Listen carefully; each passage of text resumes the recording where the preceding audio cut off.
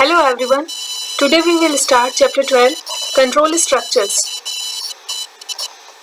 When we do Java programming, तो Java programming में या किसी भी programming के अंदर करते इस टाइम हमको कई बार ऐसी situations face करनी होती है कि जहाँ पर हमको एक selective statements लगाने पड़ते हैं, कोई कंडीशन लगानी पड़ती है, उस कंडीशन के रिजल्ट के अकॉर्डिंग हम आगे के जो स्टेटमेंट्स रहते हैं उन स्टेटमेंट्स को एग्जीक्यूट करते हैं. मीन्स वो स्टेटमेंट्स एग्जीक्यूट होंगे अगर हमारी जो कंडीशन है वो ट्रू होगी या फॉल्स होगी उसके अकॉर्डिंग. तो इन्हीं स्टेटमेंट्स को हम पढ़ते हैं कंट्रोल स्ट्रक्चर्स के अंदर. तो जो first category of control structures के अंदर जो हम स्टेटमेंट्स पढ़ेंगे वो है इफ एल्स स्टेटमेंट. ओके, तो इफ स्टेटमेंट जो होते हैं वो एक होता है आपका simple if statement, then your if else statement, then if else statement. So there are different categories of if statement. So first is your if else statement. ठीक है, तो Java if statement is used to test the condition. It checks Boolean condition true or false. There are various types of if statement, if else statement, if else ladder, nested if statement. ठीक है, जैसे अभी मैंने आपको बताया था. अब हम देखते हैं first category Java if statement. The Java if statement test the condition, it executes the if block if condition is true. ठीक है, यहाँ पे क्या होता है, यहाँ हम कंडीशन चेक करेंगे इफ कंडीशन. ओके, और यहाँ हम कोई कोड लिखेंगे एग्जीक्यूट करने के लिए. ठीक है, ये इसका सिंटेक्स है. अगर ये जो कंडीशन है, अगर ये कंडीशन ट्रू है तो यहाँ जो स्टेटमेंट लिखे होंगे वो एग्जीक्यूट होंगे, और अगर ये कंडीशन फॉल्स है तो इसके नीचे आपका कंट्रोल आ जाएगा. ठीक है, डायग्रामेटिकली आप इसको ऐसे एक्सप्रेस कर सकते हैं. ये ऊपर से आपका प्रोग्राम का फ्लो आ रहा है. ठीक है, यहाँ पर कंडीशन टेस्ट होगी. अगर ये कंडीशन आपकी ट्रू होती है तो इस कंडीशन के बाद जो इफ कोड लिखा है, इफ के अंदर मतलब इफ ब्लॉक में जो कोड लिखा है वो कोड एग्जीक्यूट होगा.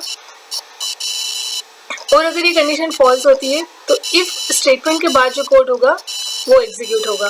अगर ये कंडीशन ट्रू होती है और इफ कोड एग्जीक्यूट होता है तो उसके बाद भी जो कंट्रोल जाएगा वो कहाँ जाएगा, इफ कोड के बाद आफ्टर इफ पर चला जाएगा. ठीक है, ये एक एग्जाम्पल प्रोग्राम है. इस एग्जाम्पल प्रोग्राम को हम प्रोग्राम बनाकर ही देख लेते हैं. ओके,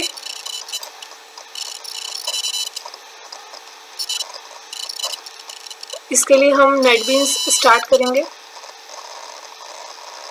नेटबीन्स एडिटर जो कि मैंने आपको बता रखा है, हम जावा की प्रोग्रामिंग जो करेंगे नेटबीन्स एडिटर के अंदर ही करते हैं. ओके, नेटबीन्स एडिटर ओपन होता है तब तक हम देखते हैं इस प्रोग्राम में क्या हो रहा है. यहाँ देखिए क्लास बन रहा है, पब्लिक क्लास इफ एग्जाम्पल नाम से हम ये क्लास बना रहे हैं. इसके बाद में आपका जो मेन प्रोग्राम है वो यहाँ पे लिखा रहा है. इसके अंदर हमने एक वेरिएबल लिया एज जो कि इंटीजर टाइप का है, उसके अंदर हमने 20 वैल्यू असाइन करी. फिर हमने चेक किया कि if age is greater than 18, कि जो एज के अंदर वैल्यू है अगर ये 18 से ग्रेटर होती है तो क्या प्रिंट करें, एज इज ग्रेटर देन 18. ठीक है, ये प्रोग्राम हम प्रिंट करें. ये एग्जाम्पल है सिंपल इफ का. नेटबीन एडिटर अभी स्टार्ट हो रहा है.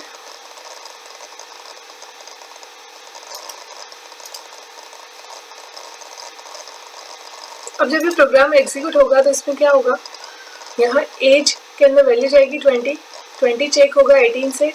अगर ये कंडीशन ट्रू होगी तो यहाँ अंडर कंट्रोल आएगा और ये आपको रिजल्ट डिस्प्ले हो जाएगा. तो यहाँ पे एज की वैल्यू कितनी है 20 विच इज़ ग्रेटर देन 18, तो कंट्रोल यहाँ आया और आउटपुट आ गया as is greater than 18.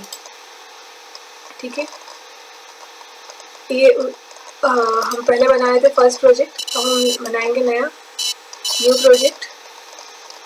Java application select करेंगे, कैटेगरीज में जावा, देन प्रोजेक्ट्स करना जावा एप्लीकेशन, देन नेक्स्ट. यहाँ प्रोजेक्ट का नाम दे दीजिए इफ एग्जाम्पल. ओके, और जो मेन क्लास बनेगी वो भी इफ एग्जाम्पल नाम से बनेगी. ठीक है, ये फिनिश किया हमने मेन क्लास. यहाँ पे ये देखिए चेक बॉक्स तक सिलेक्ट था इसलिए ये इसी नाम से आपकी आएगी। ये आया आपका पैकेज इफ एग्जाम्पल। देन ये आपकी जो मेन क्लास है, मेन क्लास कौन सी होती है? मेन क्लास वो क्लास होती है जिसके अंदर कि आपका मेन प्रोग्राम रखा होता है। मेन प्रोग्राम ये, जब भी कोई प्रोग्राम स्टार्ट होगा तो वो यहाँ से होगा। अब हम यहाँ पे कोडिंग करेंगे। से हम वही कोडिंग कर लेते हैं जो अभी आपने देखी थी। एक वेरिएबल लिया आपने इंटीजर एज, ओके, और इसके अंदर आपने कोई वैल्यू से 12 असाइन कर दी या 21 असाइन कर दी। अब हम चेक करेंगे if age is greater than 18।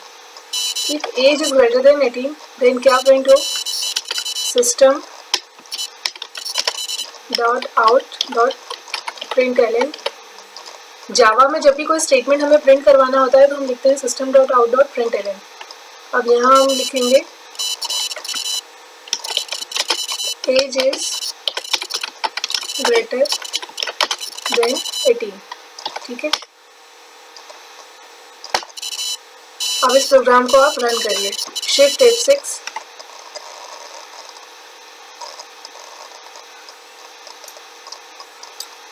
यहाँ ये नीचे आउटपुट विंडो है, यहाँ हमें आउटपुट मिलेगा। ये देखिए आया है रन होके प्रोग्राम में एज इज ग्रेटर देन 18, ठीक है।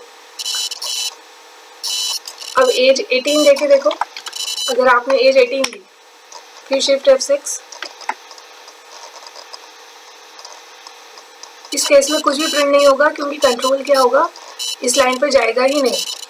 अगर यहाँ आप बिगिनिंग लगा दें, कर्ली ब्रेसेस जो होते हैं इनको बिगिनिंग हम कहते हैं जावा में, तो लगा दें तो कंट्रोल अब क्या होगा, इसके नीचे आएगा, ठीक है।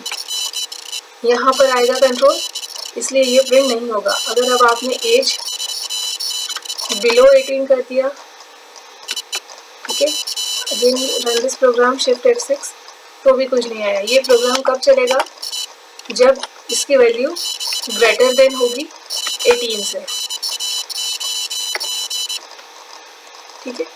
अभी आउटपुट आएगा age is greater than 18 because age की जो वैल्यू असाइन की थी हमें वो 22 थी एंड 22 इज ग्रेटर देन 18। सो जो कोड लिखा है इफ ब्लॉक के अंदर वो एग्जीक्यूट होगा, ओके।